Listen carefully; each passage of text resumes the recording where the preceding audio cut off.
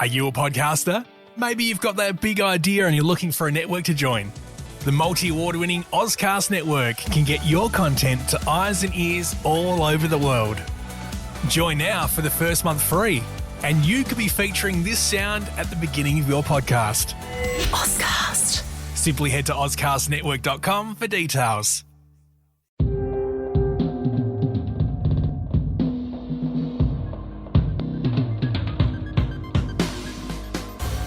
Welcome to a special bonus bite exploring Apple's accessibility features, and this one's going to be all about vision accessibility.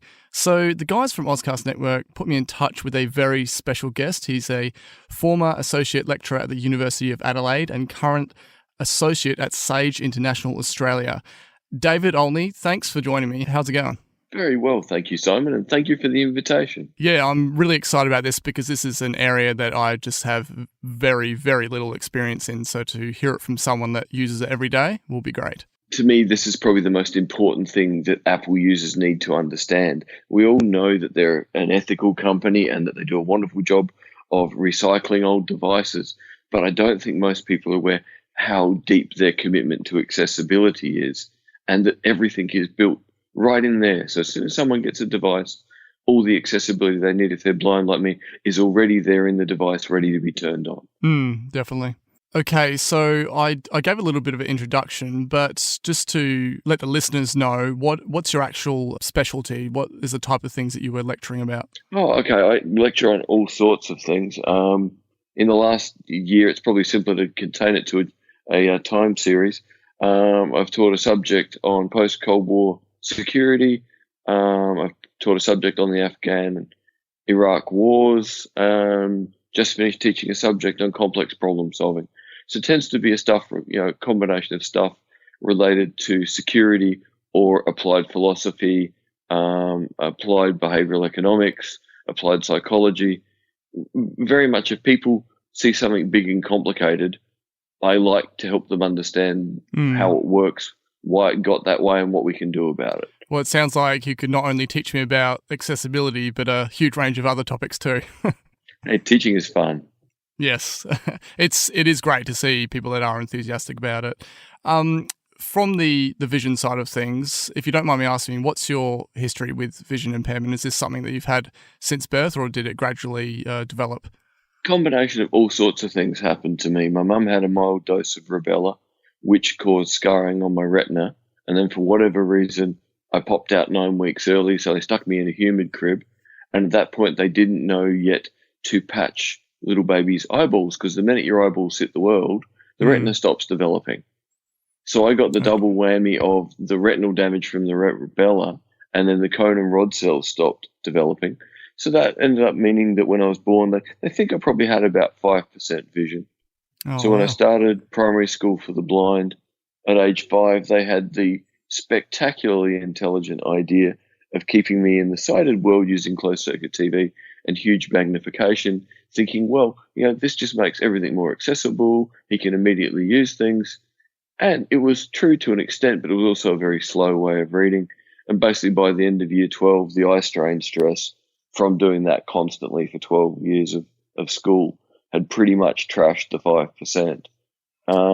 So since then, there's been light things, dark things. Occasionally they're very entertaining, but they're never really useful. Okay, so would you have retained much memory of having vision in that? In that sense, I feel very lucky, that I have a good sense of what a red fire engine looks like, and what a pale blue sky looks like. And, I think over time what's happened with that is that if you're not seeing it anymore, it becomes more and more synesthetic. So now if someone describes to me that something is, a bright red, I remember sitting on the Gawler fire truck when I was 4, and it was this amazing, big, awesome, shiny thing. So over time, you move the sense that doesn't work to memory and senses that do. So if someone's going to talk to me about, a lovely, shade of yellow, my first thought is going to be, a soft-boiled egg yellow.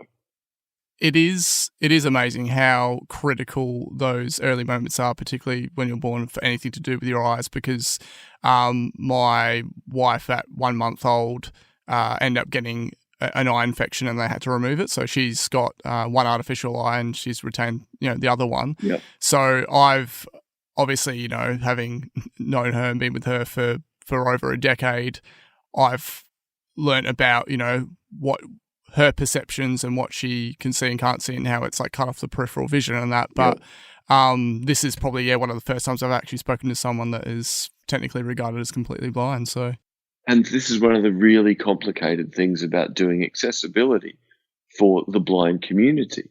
Within the community is everyone from people who've been completely blind since birth to people who've had some sight and lost it, to people who've had reasonable amounts of sight and lost it, to people who've had full sight and lost some, to people who've lost one eye. So it's incredibly difficult to work out how to provide things that are useful for as many people as possible. And this is one of the things where, again, this is why I love telling people how good Apple equipment is, because they do the best job of trying to build in a way for everyone to find a way to be more engaged with technology and more productive using it. Definitely. So what would be your first experience with Apple products in the way of something that you found really useful for accessibility? My first experience of them being really, really useful would have been, I think, about the middle of 2011. Okay. It had got to the point where I realized, okay, I've been using screen reading software on Windows machines since 1998. It's amazing. And smartphones have gradually become more accessible. And it was really in 2011 that with iOS 5, I think it would have been, or maybe the end of 4 going into 5, that VoiceOver really started getting good. And also Google started putting a lot of emphasis on, we're going to make TalkBack work very well on Android, which is the Android equivalent of TalkBack. And my original interest was in TalkBack because I thought, well, okay, Android's this open platform. I'm used to working in the Windows world where you have to graft something onto the operating system. This seemed very open, very interesting. So when my wife got her Samsung S3, we turned on TalkBack one day, and within a half hour, I was absolutely convinced that it was at such an early phase of development, it was just going to be misery making. Yeah, wow. And I thought, okay, time to go and sit down at the laptop with the screen reading software in Windows and type in, iPhone, accessibility, visual accessibility, start searching. And I came across a wonderful YouTube channel called How to Be Blind, created by a young American guy called Mike, whose eyes had been destroyed when an IED blew up in Afghanistan. So he'd gone from being a combat air controller to eyes totally destroyed in a millisecond. Wow. And had done the podcast to explain how he was starting to learn to use all this technology and what you could do with it. Wow, that's fantastic. And I loved his sort of mission critical brain that still said, I'm this young, hyper capable guy, and this technology is going to deliver. So I think I sat in him one day, listened to the 10 or 12 programs he'd put up on YouTube about how to use VoiceOver, how to use an iPhone, made the phone call to the Royal Society for the Blind here in Adelaide in South Australia, went, have you got an iPhone I can play with? And they're like, yes, come on down. So by the time I got down there, I'd, listened to the stuff Mike had made so many times that I was literally, I was clumsy because the idea of running a finger over a piece of glass seemed so ludicrous. But at least I knew what I was trying to do. And I think I spent about 2 hours that first day, went home and okay, do I go back every few days and just play with theirs, or do I just bite the bullet and go get an iPhone 5 and just do total immersion? So the next morning I walked into the Telstra store in the centre of Adelaide, got an iPhone, and literally just spent 8 hours playing with it until touching a piece of glass stopped feeling weird. Okay, so that would be your initial learning curve, that first 8 hours? Yeah. Yeah, okay. Yeah, just total immersion. That's actually a fair bit shorter than I expected. So, I mean, obviously you're used to and relying on touch so often, but just within 8 hours, that's incredible to hear. Yeah, but it's also a thing that most people don't realise that, if you just keep playing, things will turn out okay. And the one thing that everyone had told me about the iPhone, and Mike had made the point constantly on How to Be Blind, is just keep playing with it. You can't hurt it. You can always turn it off and turn it back on. It's so funny to hear that, because if you were anyone with regular vision, if you were to explain something to them, give them an app and be like, it's going to take you 8 hours to get used to this. People just don't have the patience these days for something like that. And it's it's when it comes to your case where it's something that's so critical to you being able to embrace this sort of technology that you're able to just go, as you said, not give up, just spend all that time playing around with it, and then you finally get used to it. Yeah, because the weirdest thing really was the idea that, it's always just going to be the plain piece of glass under your hand. But, you're going to hear whatever is under your finger as you're moving, and then you realize how many things you can control with 1, 2, 3, and 4 finger gestures. So it's not just, running your finger out. It's going, well, what gesture will get the outcome I want? And, again, I'm that weird human that when I started playing guitar, my guitar teacher told me the first 100 hours is the worst, so I did them in 2 weeks.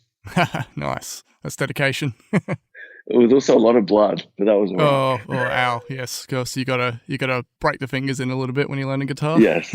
The funny thing is that, okay, so many people, particularly enthusiastic about Apple, hold their aesthetics, so the visual side of stuff, at such high regard, saying, this is the materials they're made of, this is what they look like, this is what they've done with the screen technology, this is how slim the bezels are around the screen, and that's all such a huge focus in technology, is just visually how the hardware and the software looks. Now, with your part of it, it's purely the touch and the voiceover experience. So how many times have you upgraded your device, considering that it's separate from the having to have the latest looking thing? Yeah, in my case, most people want the better screen because passively absorbing entertainment looks better. Yep. I want more horsepower. Yes. Okay. I want to be able to, run in real time optical character recognition apps and sit there using the camera and photograph a 50-page document, process it all in under 10 minutes and not send my battery flat. Wow. I want to be able to run a blind-specific GPS app providing twice as much information for an hour at a time. I want to run Just Press Record to, record whole meetings so that I can transcribe them later. So my thing of constantly of upgrading has been, the 5 was nice. By the time the 6 was out, desperately wanted a 6 because the 5 was just starting to not keep up. I made my 6 last until the 10 came out. Okay. I was the first person of any of my friends, or I think even students, to get an iPhone 10. Wow. And everyone's like, wow, you've got the OLED screen. I go, yeah, and I've got it off. I've got the screen curtain off. Because, for all the listeners, there's a wonderful feature on iPads and iPhones where you can turn on the screen curtain. So essentially, no energy is going to make the screen light up. So suddenly I can get 2 days out of my iPhone 10 because I'm not wasting energy on the screen. Wow. That's people applaud when you can make it last a day and you're just 2 days on the regular.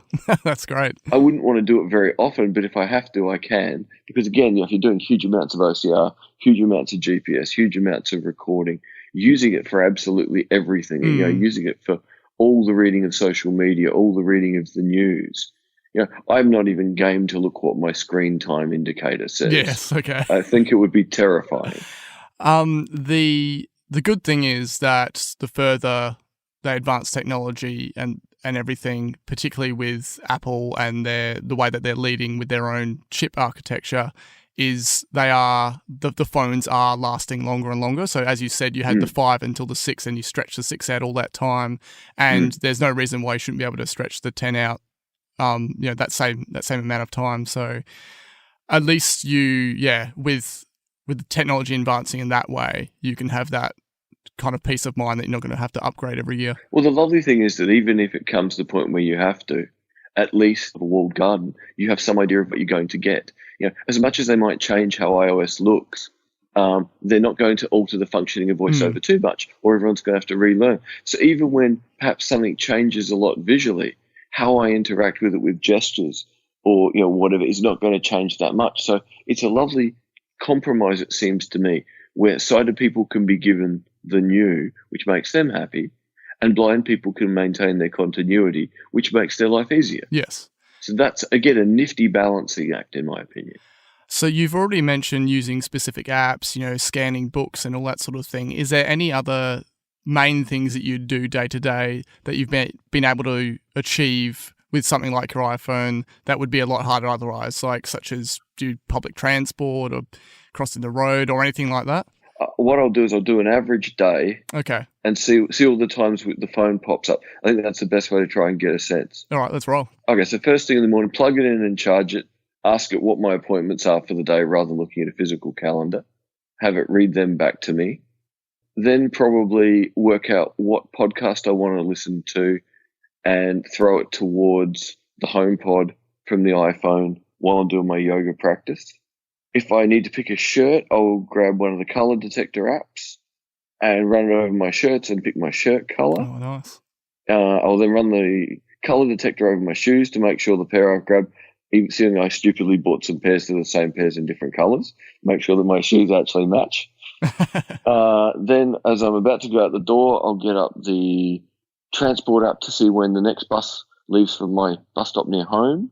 While I'm sitting on the bus, I will start playing around with the blind GPS to go, okay, I know where I'm getting off the bus. That's no problem, but I'm going somewhere new today. So I want directions literally from the bus stop to the door as walking directions specifically for a blind person. I'll maybe turn on a second app in the background to be telling me about sort of the businesses nearby, cafes, restaurants, as I'm going along to get a sense of, well, if I want a coffee after, what's going to be near this meeting? Get to the meeting, someone will hand me a document. It'll be time to use something like Envision or KNFB Reader to convert the document. If someone puts stuff up on a whiteboard like slides, I'll use something like Envision and photograph them in real time, convert them on the phone, and have whatever's in the slide read back to me through my AirPods. And this is before we got to the end of the first meeting for the day. Oh wow, this is great. This is quite inspirational. If I walk back to said cafe I found earlier, if they've got a printed menu, again, assuming the fonts are reasonable, I'll use something like Envision to photograph the menu rather than having to get someone to read the whole thing. At least I can have a go and hope it's a readable one. But if it's not, I can say, hey, I had a go. Do you mind reading it to me? Mm. And what I find every time is people are always willing to help. Yeah. But if you show that you've already had a go, they're even more willing to help, and they're fascinated how you had a go. That's amazing. So that's just a few hours. At some point I'm going to something from Apple Books or Kindle where I'm going to be using text-to-speech at reading it to me. Then I'm going to get bored of that and jump across to YouTube and look for content to use for teaching. So anything good I find when I do the searches, I'll email to myself to copy down later back on the laptop. And then the day will just continue using some combination of that sort of literally a camera to convert things into accessible formats, GPS, social media, access to books, access to internet, and anything else that entertains me along the way. Like there are a whole series of games that are audio only. I tend to get bored of them in about 2 days because other stuff's more fun. Why would I play a game? I'd rather read a book, or I'd rather listen to music, or I'd rather find out what happened in the world. Yeah. This is something that I think would go over a lot of people's heads, is the fact they wouldn't realize that someone using vision accessibility would be so reliant on the camera. Yeah. Like that part of it is incredible to me. And that is part of the thing why I wanted the iPhone 10, because the leap in the camera was so big and the leap in the processing for the camera was so big. And you have free apps from Microsoft like Seeing AI that will take a photo of any scene and try and describe the scene to you. You have tiny little startups from, I think, Holland like Envision, where, I pay a yearly subscription to Envision to help with the development. But the little weird dudes from Holland do a better job than Microsoft of machine learning. And it's amazing. Yeah, I think that's why so many of these huge corporations like your Microsofts and your Apples, they acquire a lot of these small startups just because of how far ahead. Because they've had that, they don't have the distractions of everything else of running a huge, multi-billion-dollar corporation. They're just singly focused on that one task and get the attention of someone huge, and there you go. The little team really want to do it for some reason. So there's a wonderful blind GPS app called Blind Square, and it's developed by one guy in Scandinavia. Wow. For whatever reason, he decided that's what he was going to do. And the vast majority of blind people with an iPhone will have Blind Square on them. Yeah, right. So something I noticed recently was there was an Instagram update and it asked me when posting to add some alt tags. I was like, okay, would this just be for Yes. searchability or something? And then it specifically said for vision accessibility. And I thought, well, this is fantastic. Just even seeing something, a social media app that's purely reliant on images, catering to those in need of vision accessibility. It's really neat because, Facebook started this a little while ago. So I'm not sure they were first, but they were the first one I was aware of that started, running the photos through the servers and trying to describe the scene and asking people to put text in. And the fact that Instagram is doing it now too. Apple's had a feature on and off for the last couple of years where if you triple tap a photo, the phone will try and describe the photo to you. And I think it comes and goes as they work on their machine learning. Because this is one of the weird things I've found, and I don't know if other blind people have found. I've never really talked to them about it. But, I will dictate to my phone a lot of the time because it's so much faster. Yeah. And there's days where dictation works brilliantly, 99% accuracy. And then the next day it will fall down to less than 50% accuracy. Okay. And I've literally got to the point where I just, hold down the dictation button now and say, whatever team changed the algorithm to test whether it's better, it's not. Turn it back.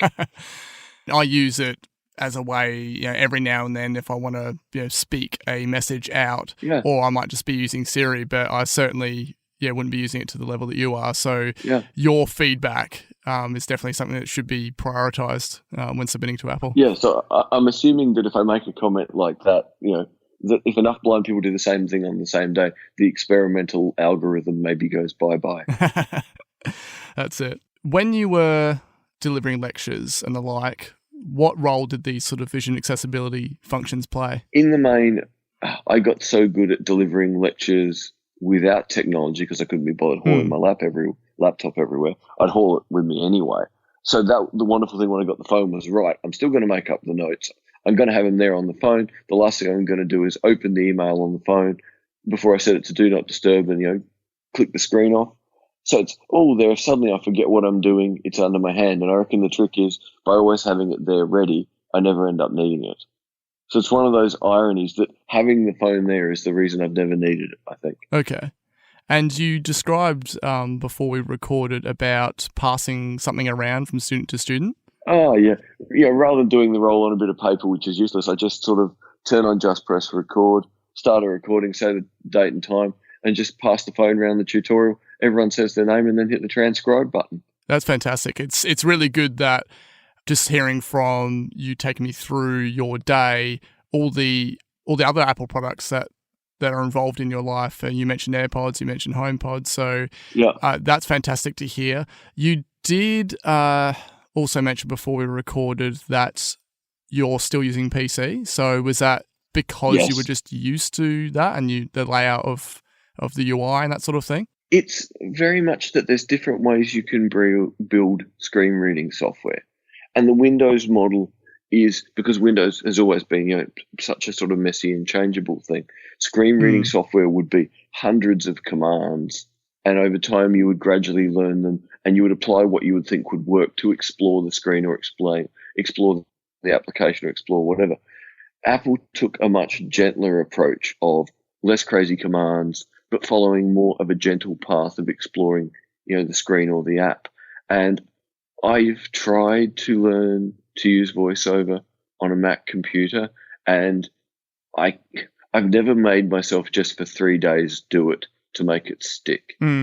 So it's a case, I think, because I have the Windows stuff for the screen reader I use, JAWS, JobX with speech, so deeply stuck in my head that I've struggled to ever take the leap to VoiceOver on a Mac.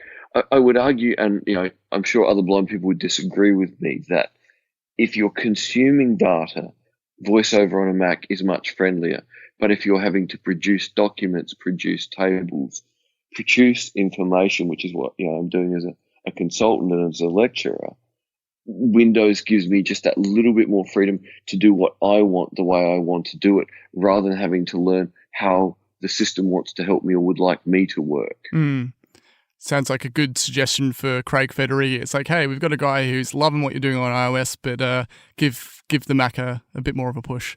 I think the other thing that has happened too, and I don't know if this is the same for sighted people, but certainly, with iOS 12 this year, it's been a massive debugging exercise rather than new stuff. Whereas I get the feeling talking to blind people using Macs that, yes, there's been a lot of debugging in the last couple of months in Mac OS, but there's still a lot more weird stuff that hasn't been fixed over a couple of years. I guess things are just so integrated now that getting integration is harder. And in a sense, the smaller, tighter operating system on a phone maybe is easier to fix. I don't know. But there just seems to be a real difference to me between iOS and Mac OS for how VoiceOver works and how comfortably I use it. I think it's purely the dedication of resources. Obviously, things like the iPhone is their leading product. And while, Macs are still quite popular and so many professionals and everyone use them, and while I'd love to, see them adjust it and improve it to maybe perhaps draw you back to that space, really iOS is where you're going to see the most improvements. So, and that's understandable. They're sort of they're seeing where the future is going with, and particularly with how they're sort of changing it up for iPad Pro. There's a lot of idea that they're kind of really going to push, like, separate the iPad further away from the iPhone with iOS 13. So we'll see how that goes. You see, that was going to be my next question to you: is do you think we're heading down a path where, in a sense, it'll more be a case of some sort of iPad Pro and a very, very good quality keyboard in one of those combined cases, and that really becomes the standard device for most people rather than a conventional computer? Do you see that as the future? What's your feeling as a sighted user? Well, okay, I think the iPad Pro release, and particularly the announcement from companies like Adobe with a desktop level Photoshop for iPad, this is really the point of change where they're really trying to reinvent the iPad as, hey, this could be not only just a general computer replacement, but a pro computer replacement. And I still think, given the horsepower is definitely there, what they're achieving with the chips and everything with the iPad Pro is exceptional, far beyond any other tablet offering for sure. I really think it's now to do with what type of apps they can bring to it. So I think we're at the start of what could be, okay, you could mark October 2018 and then say 5 years down the track, and that could be the period of change. And that's sort of my feeling, is that I don't imagine there'll be a day where I'll have a Mac computer, but I can see the day where I stop having a Windows laptop and instead have an iPad Pro and a keyboard. Yes, yeah. Because that thing of being able to put a finger on the screen and use gestures to make things happen in a hurry rather than keystrokes, in sort of Windows land with screen readers like I use, they've played around with gestures and it's just not worked out anywhere as near as well as it has in iOS. So really, iOS is that combination of touch the screen and use the keyboard for putting things in. Seems to me is going to be the ultimate compromise, not just for blind people, but for just about everybody. It'll make interaction easy, but also that thing of, you're a producer of material, not just a consumer of what's on your beautiful screen. Yeah, I think there'll still definitely be a need for Macs, but yeah, with how they're hinting at the way that iPad is going, and as I said before, what we're expecting at WWDC in 2019, I wouldn't be surprised if Mac sales start dropping further. It's just people are realizing that, hey, they can get by perfectly with even just the standard iPad. And my standard co-host Nick, he swears by the iPad. He's a huge fan of it. As he said, he did all of his applications and everything to emigrate from South Africa to Australia, all with his iPad. Yeah. And short of them offering something like Xcode, so he can do coding on iPad. It really comes down to just, hey, if you can offer a couple of these pro-level apps on iPad, which we're expecting, then there'd be no reason why he couldn't just go all in. See, the other thing from sort of a blind perspective is I'm waiting for the day where literally the phone is just a little bit more powerful as a computer. Because literally where I don't need the big screen, the combination of a really good Bluetooth keyboard and the phone would be enough. Yes. If I've got my AirPods in, the keyboard in front of me, the phone to my side to just do gestures on, and I would have the most portable rig for doing just about everything. That's fantastic. I'll have to touch base in the future, depending on what products they release, and see if you've been tempted by something like whatever direction they go with a thing like the iPad. Well, I suppose another thing, you're talking about the chip architecture, I think this is really important for everyone, but I'm not sure what it's going to mean for sighted people, is now we're seeing the augmented reality cores in the chips. So this suggests that somewhere down the line pretty soon, there have to be something like Apple glasses. Yep, definitely. Yeah. Yes. And the question with that is going to be, okay, what are you going to do as the voiceover variant on them? Is it going to be that these things have 7 or 8 little speakers built into them, and literally it's going to be like immersion 3D sound from where the speakers are positioned in the glasses frame? Because based on Apple's commitment to accessibility, I don't think AR is going to exclude blind people. I just think there's going to be a different aspect of it. That may even be so you get people offering those headphones with that bone conduction technology. Yeah. Bone conduction's awesome. Like, having the sound inside of your head is really freaky. I mean, I thought it was freaky enough when I first used AirPods, and you're like, you could barely sort of feel them in your ears. But yeah, that sort of stuff. Bone conduction is infinitely weirder, because literally it's like the sound just pops up in your head. Yes. And yet your ears are still working. Unfortunately, they're still, I haven't found a good pair yet for music. They're great for text, they're great for GPS, they're great just for voices, but they don't tend to be good at highs and lows yet. But it can be amazing to be walking down the street with them on providing GPS information, and yet you're still hearing the world. It's a wonderful combo. I would be certain that Apple have been doing a lot of R&D in this space. Pose the question of, how could they pass the audio through glasses? I think, if they do develop that bone conduction stuff to a certain point, then, and typically Apple don't release something in the way of a new type of technology until they deem it's good enough. Yes. So, I mean, that's typically the argument that you get. You go, you have people saying, "Oh, Apple are copying Android here and there." I'm like, yeah, but the Android version they released was half baked. Yeah. It's what's the point? Yeah. So, I definitely expect some form of AR glasses. With a lot of the demos that they do with AR, they're using iPads, and that's great because of the size of the screen, but I don't expect anyone to be holding up iPads for that long, for anything longer than like an interactive demo or a game or a presentation. No. And the iPhone 10 seems too much like the brick you will have in your backpack, but you won't have, you won't need to have it in your hand anymore. That's the sense of it as a device. Exactly. So I guess on a final note, is there anything that you would like Apple to implement? So have you actually come up against any certain limitations with your current use of iPhone and the like? I suppose 2 things I'd really like to see, and we've really touched on one already with the bone conducting headphones. I would like someone like Apple to really fix this, because I'll spend a lot of my day with one AirPod in, so I've still got one ear in the world.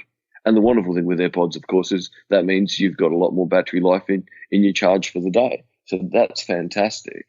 But I'd really like to see Apple do it properly so that it just works for music, still sounds good, does everything. And I suppose the other thing I would like to see is, I keep looking at the Apple Watch going, this thing is nearly useful from a blind perspective. VoiceOver's built in. It's nearly amazing. Okay, now that it's got the SIM on board, it's nearly amazing. But one of the things that's really annoying for as a blind person with watches is if to tell the time, you have to make them make noise. So, the alternative is, taptic feedback that it, tap out the time in long and short buzzers. But then that distracts you for 5 seconds.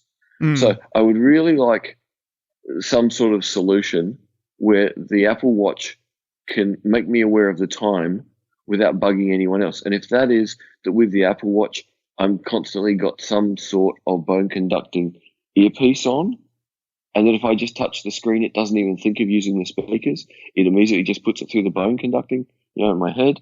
That would be the ultimate solution. But to me, that's the thing at the moment. Having everything talk is awesome. But in a world where everyone is bombarded by noises and bings and bongs and flashing lights, actually not bugging other people would be really nice. Yes. So in some ways, getting voiceover into my head rather than in other people's worlds, I think is the next thing that's going to be very important. I think with the rate that everything's advancing, if something like this doesn't happen within the next 5 years, I'd be surprised. Yeah. David, thanks very much for giving us a look into the world inside of vision accessibility. This has certainly been a learning experience for me. This is stuff I've never even previously thought about. So thanks very much. Oh, thank you for the opportunity, and it was my pleasure. Okay, so for people that don't know, you also co-host a podcast. Would you like to give yourself a shameless plug? I would love to give myself a shameless plug. Our podcast is not up yet. We have about 9 episodes recorded. It will hopefully be up soon on Ozcast.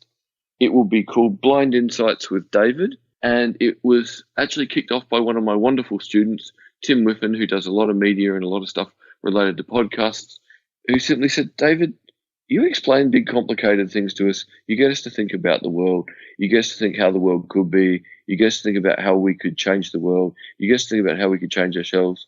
Would you like to do a podcast about everything we talk about in class? I'm like, oh, okay. Why not? So it really just grew out of my love of teaching and Tim thinking there's a broader audience that people do genuinely want to think about big questions. So I suppose what we've been saying to people at the moment is, if you're the kind of person, that likes, thinking about, things Sam Harris says, things that Jordan Peterson says, then maybe you would find what we do interesting, because really it's anything that Tim and I have thought about. What should we learn? How should we learn? Why should we learn? How should we teach people? Why should we teach people? Very big questions. So the last episode we recorded was all about the conscious capitalism movement and how it's potentially redefining how capitalism works. Wow. So we're pretty much going to touch anything we both find exciting. Well, I can't wait for the launch of this, and as soon as your pilot episode goes up, I'll definitely be sharing that on our accounts. Brilliant, thank you. And it's going to be great because we'll both be part of the Ozcast network, which, of course, as always, I like to wrap up the episodes by, pointing everyone to head out to go over to ozcastnetwork.com. That's AUSCAST network.com. Obviously, Apple Slice, David's upcoming podcast, and a huge range of other ones. And they seem to be adding more podcasts, every time I check back. So something for everyone, definitely. Of course, for Apple Slice, you can find us on social media, on our Facebook, Twitter, and Instagram, and I post all the episodes to appleslice.com.au. Thank you very much again, David. This has kind of inspired me to want to talk to other people using other areas of accessibility with Apple products as well. Thank you, Simon, and thank you, listeners. Cheers. I'll catch you later.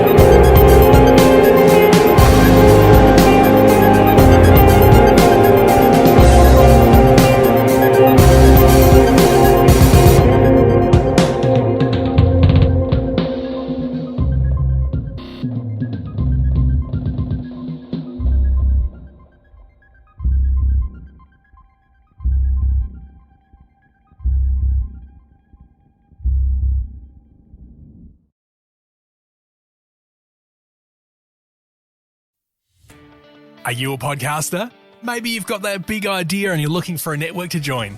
The multi-award-winning Ozcast Network can get your content to eyes and ears all over the world.